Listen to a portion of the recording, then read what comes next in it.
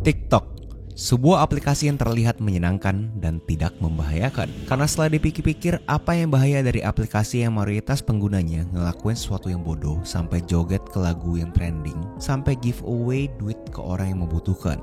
Tunggu dulu. Video settings, that means it has access to your microphone. That means it's listening to you, right? Just tell me how it right ends, now. man. It ends with China having all of your data. And if they develop... If they get all the data... Aplikasi media sosial ini dibeli dengan nilai 580 juta USD. Mendengar berita ini, pasti kalian pikir ini media sosial yang lagi hype kan? Nope, ini adalah the godfather of social media, aka MySpace di tahun 2003. Jadi tren media sosial ini sudah ada dari awal 2000, tapi tidak ada yang berhasil sampai ke global mass market selain MySpace. Dengan kesuksesan MySpace ini muncullah orang-orang yang pengen ikutan, dari Friendster sampai ke The Facebook. Tapi di tahun 2008 akhirnya user The Facebook melewati user MySpace, dan terlahirlah satu sosok yang disukai oleh media, Mark Zuckerberg, seorang anak muda umur 20-an yang terlihat ramah, cuma pakai kaos dan jeans dan kadang-kadang bahkan pakai sendal doang, bisa berhasil membawa perusahaan ini menjadi perusahaan publik di tahun 2012. Dan di tahun itu pun ada aplikasi media sosial yang membuat Mark Zuckerberg naksir berat. Namanya adalah Instagram. Dan dibelilah aplikasi Instagram oleh Facebook senilai $1 billion. Dan kalau kita balik ke timeline sebelum Facebook ini menjadi nomor 1 di media sosial dunia, ada 3 aplikasi lainnya yang juga mempunyai ambisi yang sama, yaitu YouTube yang dibeli oleh Google di tahun 2006 dengan nilai $1,65 billion, dan ada Twitter yang menyusul di tahun 2013 untuk menjadi perusahaan IPO dengan valuasi $31 miliar. Ada Snapchat yang hampir dibeli oleh Facebook di tahun 2013 dengan nilai $3 billion hanya untuk melihat produknya ditiru plek-plek oleh Facebook dan dijadikan Instagram Stories. Tapi mereka pun berhasil IPO di tahun 2017. Dan di tahun ini pun ada suatu perusahaan di luar Amerika Serikat yang mempunyai ambisi untuk mengalahkan semua media sosial ini. Dan di tahun 2016 lahirlah Douyin, aplikasi yang menampilkan video 15 detik dan berhasil mendapatkan market domestik di Cina dengan ekstrim. Kesuksesan ini akhirnya membuat mereka berani membeli aplikasi yang agak mirip sama mereka di Amerika Serikat yang namanya Musical.ly. Dan setelah secara sukses mereka bersatu, mereka berhasil mendapatkan 2 miliar download di tahun 2020. Dan kesuksesan ini sangat ekstrim sampai akhirnya Presiden Amerika Serikat saat itu, yaitu Donald Trump, mengancam untuk nge-ban aplikasi tersebut. Nama aplikasinya TikTok. Apa yang menyebabkan aplikasi dari negara Cina bisa merajalela? Dimana kalau kita ngomongin tech, itu biasanya selalu didominasi oleh perusahaan di Amerika Serikat. Terutama kalau kita ngomongin media sosial.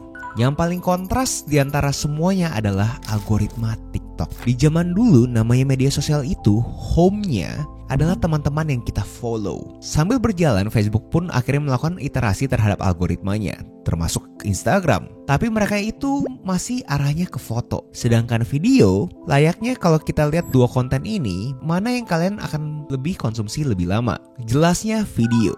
Jadi video itu memberikan kesan lebih engaging. Lebih engaging artinya semakin besar probabilitas seorang konsumsi konten di aplikasi tersebut. Dan algoritmanya TikTok ngebawa ini lebih jauh lagi. Dengan background founder TikTok yang berkecimpung di dunia artificial intelligence dan machine learning di tahun 2012, dia buat kontennya tuh yang nyari user, bukan usernya nyari konten. TikTok tahu konten mana yang user mau konsumsi. Oleh karena di TikTok ada yang namanya For You page. For You, buat lu. Kalian bayangin kalian masuk ke aplikasi dan aplikasi tersebut langsung menawarkan konten buat kalian. Langsung. Kalian kagak butuh tahu teman kalian. Kalian kagak butuh tahu. Kalian kagak butuh cari. Kalian kagak butuh follow. Selain cukup scroll ke bawah dan algoritma TikTok akan mencari dan menebak konten yang kalian suka. Dan semakin lama kalian konsumsi, semakin pintar juga algoritmanya. Dikontraskan dengan kalian masuk ke media sosial lainnya saat sebelum TikTok booming. Kalian bisa aja bosen kan? Kalian bisa iri dengan lingkaran teman kalian, atau bahkan yang kalian follow kalian berasa udah kagak menarik lagi. Ada aja alasannya buat kalian kagak buka aplikasi-aplikasi ini. Dan itu kenapa sampai dibilang TikTok is the most addictive social media of all time.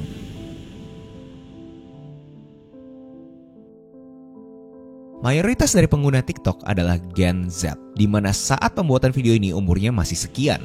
Dan 72% dari remaja tersebut sudah berasa attention span-nya tuh berkurang, aka susah untuk fokus dengan waktu yang lama. Bahkan di reportase bisa menurunkan kognitif otak. Terdengar ekstrim. Kalau sebahaya itu, kenapa ada orang yang mau pakai aplikasi ini? Dimana layaknya semua media sosial, mereka butuh kreator. Karena tanpa ada orang yang melakukan kreasi, pastinya tidak ada orang yang mau download. Harus ada konten buat bikin orang mau tahu isi aplikasi tersebut. Lalu kenapa kreator dengan sekian banyak opsi malah memilih TikTok? Karena TikTok memberikan kesan gampang untuk bikin konten. YouTube semakin dewasa semakin terlihat kita harus mempunyai nilai produksi kalau mau melakukan publikasi di YouTube. Di Instagram kita harus terkesan keren banget baru kita post. Di TikTok kalian kagak butuh pikirin kalian punya alat apa. Kalian punya handphone aja udah cukup. Kagak butuh tuh pikirin thumbnail. Bahkan kagak butuh pikirin kalian mau cakep atau kagak. Karena aplikasinya bisa langsung membuat kulit kalian tuh mulus, bahkan sampai mata kalian lebih besar lagi. Semua langsung ada di aplikasi tersebut. Mereka ngebuat kreator untuk pencet upload sesuatu yang mudah dan gampang, tidak ada tekanan. Mungkin di sini ada yang skeptis dan bilang bukannya semua media sosial juga gitu ya bro ya. Ada bumbu lain di TikTok selain fitur-fiturnya yang membuat kreator lebih gampang bikin konten. Mereka bikin challenge sendiri di aplikasinya. Pihak TikTok membuat bahwa copy itu bukan sesuatu yang negatif. Kalian pasti tahu kadang-kadang ada aja drama di YouTube ataupun Instagram terhadap siapa yang duluan ngepost konten dengan materi tersebut. Dan siapapun yang telat dibilangin copycat. Kreditnya mana bos? Di TikTok itu adalah sesuatu yang wajar. Sesuatu yang dinormalisasi oleh aplikasinya langsung dengan algoritmanya. Apapun yang trending di TikTok dari musik dan gaya penyampaiannya, kalau bagus retention rate dan watch time-nya akan selalu dipush oleh algoritmanya. Just copy, udah cukup untuk bisa jadi viral. Dan dikarenakan konten kita gampang buatnya dan gampang juga jadi viral, kreator tersebut jadi makin ke-hook bahwa oh, ternyata gampang ya bikin konten dan viral dan dapat followers di aplikasi ini. Gua ngelakuin hal yang sama terus lagi aja. Udah kena tuh dopaminnya ke orang-orang kecil ini. Berasa bahwa mereka bisa jadi artis dalam waktu semalam. Sudah selesai mereka ngehook kreator-kreator kecil, TikTok move on ke market yang lebih gede lagi, yaitu artis tradisional. Dimana di Indonesia sendiri, TikTok tuh ada tim regional yang secara aktif bikin event-event demi melakukan edukasi apa aja yang bisa dilakukan di dalam TikTok. Dan event-event tersebut pun juga melibatkan artis-artis dalam negeri, membuat brand equity TikTok makin tinggi. Bahwa TikTok ini bukan hanya sekedar aplikasi joget-joget doang. Dan kalau kalian notice, sangat gampang untuk download konten di TikTok dilawan dengan media-media sosial lainnya. Karena mereka memberikan watermark TikTok biar orang pas post di IG dan teman-temannya tahu bahwa oh ini tuh konten original dari TikTok. Dan jelasnya mereka juga melakukan paid advertising gila-gilaan di mana direportase sampai 3 juta USD per hari di Amerika Serikat. 45 miliar dibakar gitu aja untuk mendapatkan users. Dan infinite loop ini tercipta. Dari kreator bikin konten menarik users, dan banyaknya users menarik banyaknya kreator. Semakin teramplifikasikan dengan gaya kerja di negara Tiongkok, yaitu 996 culture. Kerja dari jam 9 pagi ke 9 malam selama 6 hari dalam seminggu. Lalu di tahun 2020 terjadilah pandemi, di mana ada sesuatu di luar sana yang sangat mematikan tapi tidak bisa dilihat, dan penularannya itu sangat mudah. Oleh karena itu kita terpaksa ada di rumah dan tidak melakukan apapun. Dan di saat kita tidak bisa melakukan apapun selain diam di rumah, kita mencari entertainment. Dan salah satu entertainmentnya adalah aplikasi yang sangat nagih ini. Layaknya semua media sosial lainnya, TikTok juga mempunyai sisi gelap. Gue kagak ngomongin terhadap terms of policy yang sering digembar-gemborkan di berita-berita Amerika Serikat. Karena gue kagak pengen masuk ke arah geopolitik antara Barat dan Timur. Gue ngomongin tren-tren yang gue yakin mayoritas setuju adalah tren yang tidak baik. Dari Coronavirus Challenge, Benadryl Challenge, sampai ke Blackout Challenge. Dan karena mayoritas konten adalah konten joget-joget dan kebanyakan anak-anak di bawah umur 17, sangat mengkhawatirkan para orang tua jika konten joget anak-anaknya dikomentari oleh om-om. Dan seperti yang sudah dibahas di awal, TikTok ini mempunyai dampak negatif terhadap kemampuan kognitif para generasi muda kita, di mana beberapa studi memberitahukan bahwa anak zaman sekarang tuh pas masuk sekolah mendadak jadi susah fokus.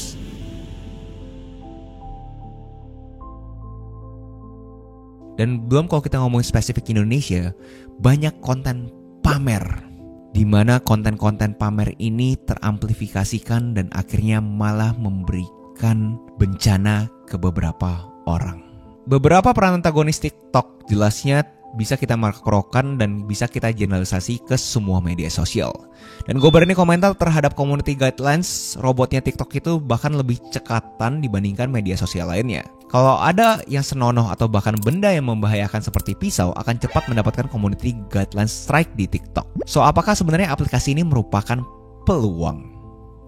Di mana memberikan semua orang kesempatan yang sama untuk mendapatkan uang dari aplikasi ini. Dari sisi kreator, apalagi aplikasi yang begitu kreator friendly-nya selain TikTok. Kreator bisa dapat duit dari sekian banyak cara dari TikTok. Ada yang namanya creator marketplace yang menghubungkan brand dengan kreator. Bisa live dan minta tip dari followers. Followers juga bisa kasih gift langsung ke kreatornya di videonya. Dan kreator pun bisa tap in ke toko-toko yang menyediakan affiliate fee. Jadi saat kreator ngomongin produknya, ada keranjang kuning yang kreator tersebut bisa mendapatkan fee kalau followers membeli dari keranjang kuning tersebut. Dan di setiap minggu atau bulannya selalu ada hadiah-hadiah untuk para top kreator yang ikutan campaign atau challenge tersebut. Dan kalau duit bukan poros motivasi kalian, TikTok sudah memberikan platform yang luar biasa ke orang-orang yang tidak dikenal. Contoh Kabilem yang dulu adalah seorang buruh, sekarang sudah menjadi salah satu orang terpopuler di TikTok. Dan banyak banget musisi independen yang merintis karirnya di TikTok. Contoh suksesnya adalah Lil Nas X yang sebelumnya bisa dibilang musisi tanpa nama sampai akhirnya musiknya yaitu Old Town Road menjadi musik yang trending di TikTok.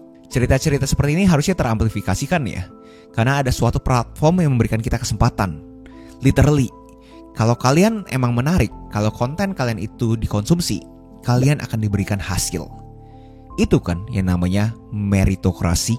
Dari sisi brand, kapan lagi ada platform yang mengedepankan performance? Di Indonesia, Twitter, Instagram, dan YouTube terlihat lambat dilawan dengan TikTok terhadap sosialisasi commerce, jualan. TikTok percaya bahwa yang namanya sosial dan commerce itu harusnya di satu platform. Oleh karena itu, dia buat semua ekosistemnya mudah untuk brand bisa melakukan penjualan juga. Dari TikTok Shop sampai ke TikTok Live Shopping. Dan brand pun bisa dengan gampang mencari kreator yang sesuai dengan nilai brand mereka.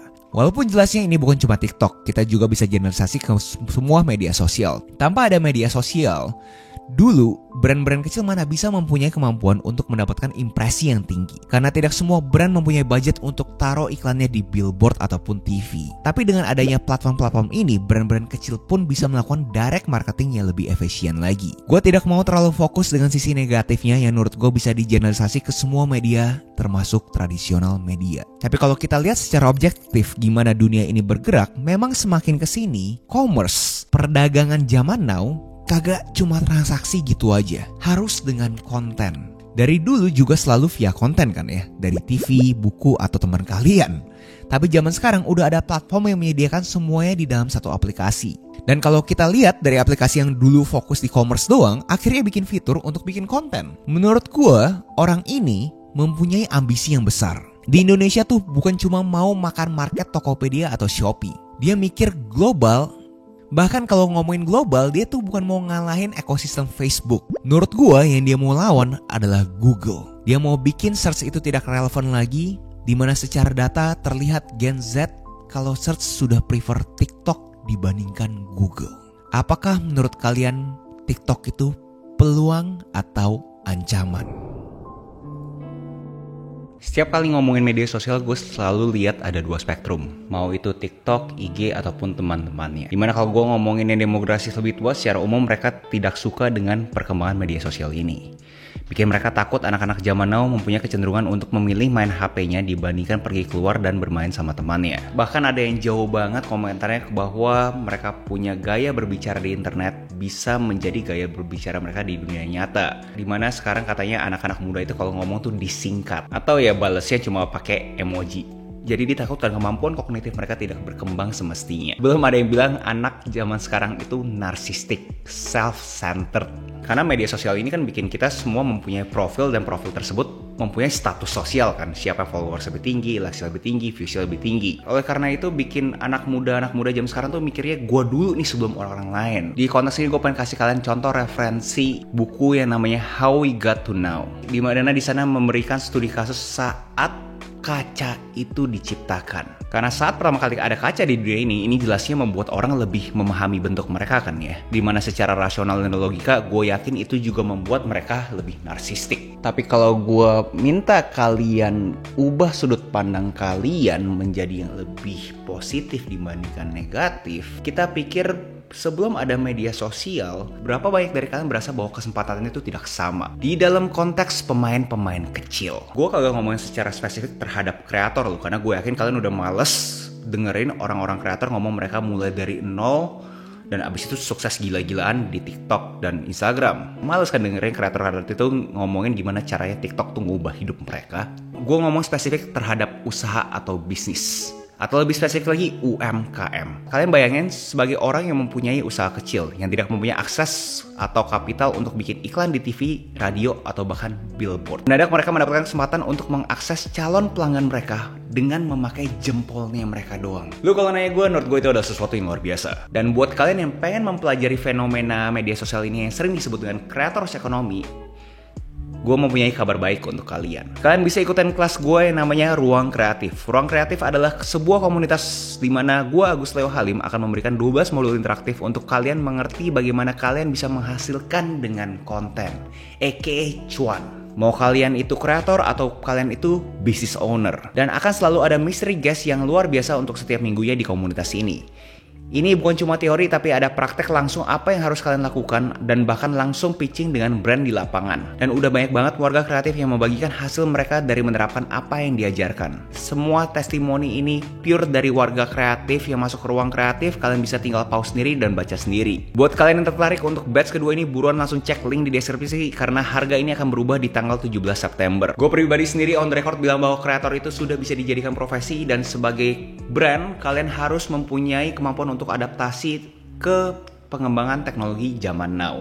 Buat kalian yang mempunyai brand tapi masih berasa kurang srep terhadap media sosial ini, gue mau kasih analogi yang gue yakinkan kalian harusnya bisa dapet analoginya. Konten itu like kita punya sales assistant. Jadi di zaman dahulu kita kan punya sales assistant itu berbentuk SPG atau SPB kan, sales promotion girl atau sales promotion boy. Orang yang menjadi asisten kita untuk memastikan terjadikan sales, omset, penjualan. Dimana sekarang itu sales assistantnya kalian itu berbentuk konten dan itu scalable. Kalau misalkan kalian mempunyai sales promotion girl atau sales promotion boy ke satu tempat cuma terbataskan ke tempat tersebut kan. Kalian bayangin kontennya kalian itu ada sales assistant kalian yang bisa gerak kemana-mana dan ngomongin unique selling point yang kalian mau.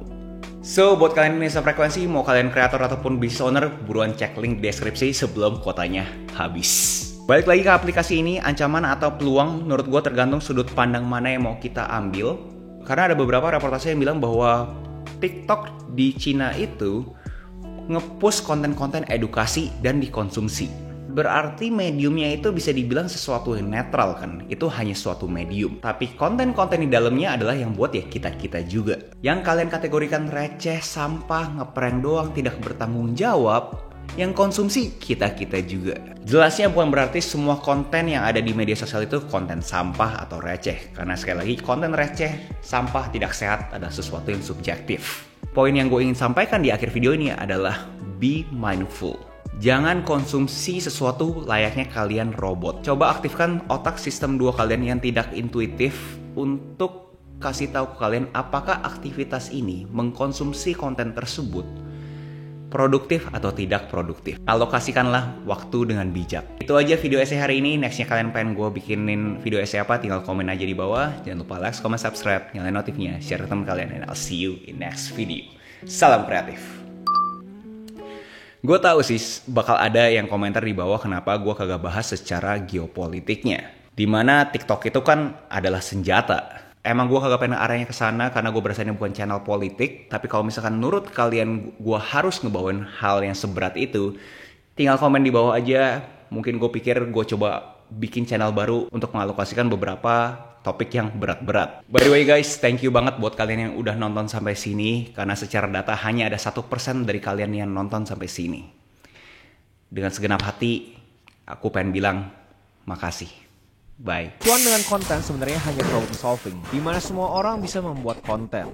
Tapi harus ada formula yang mengaplikasikan konten tersebut untuk jadi cuan. Setelah menggeluti industri kreatif ini selama 5 tahun, dan berbagai macam platform yang gue tekunin dari Instagram, YouTube, TikTok, dan Twitter, gue berani komentar bahwa kreator ini bukan hanya hobi, tapi bisa dijadikan profesi. Berbulan-bulan gue melakukan penelitian terhadap profesi kreator ini, dan akhirnya lahirlah Ruang Kreatif. 12 modul interaktif yang akan gue sajikan selama 4 minggu. Course ini cocok banget buat kalian yang pengen menjadikan kreator ini profesi atau kalian yang mempunyai usaha yang pengen masuk ke dunia digital ini. Dan buat kalian yang awam dengan kreator ekonomi ini, jangan takut. Akan ada 10 pre-recorded video untuk kalian ngerti prinsip dasar pembuatan konten. Di course ini juga bukan cuma teori tapi langsung ada prakteknya. Bahkan kalian bisa langsung diberikan kesempatan untuk pitching dengan brand. Belum sponsor di Ruang Kreatif ini keren-keren dan sudah menyediakan total hadiah sampai 100 juta untuk para top kreator. Berikut adalah beberapa testimoni dari kreator-kreator yang sudah ikut Ruang Kreatif. So buruan, tunggu apa lagi, karena ini adalah harga spesial. Cus ke lnk.id/Agusleo atau klik link di bio atau klik link di deskripsi. Salam kreatif.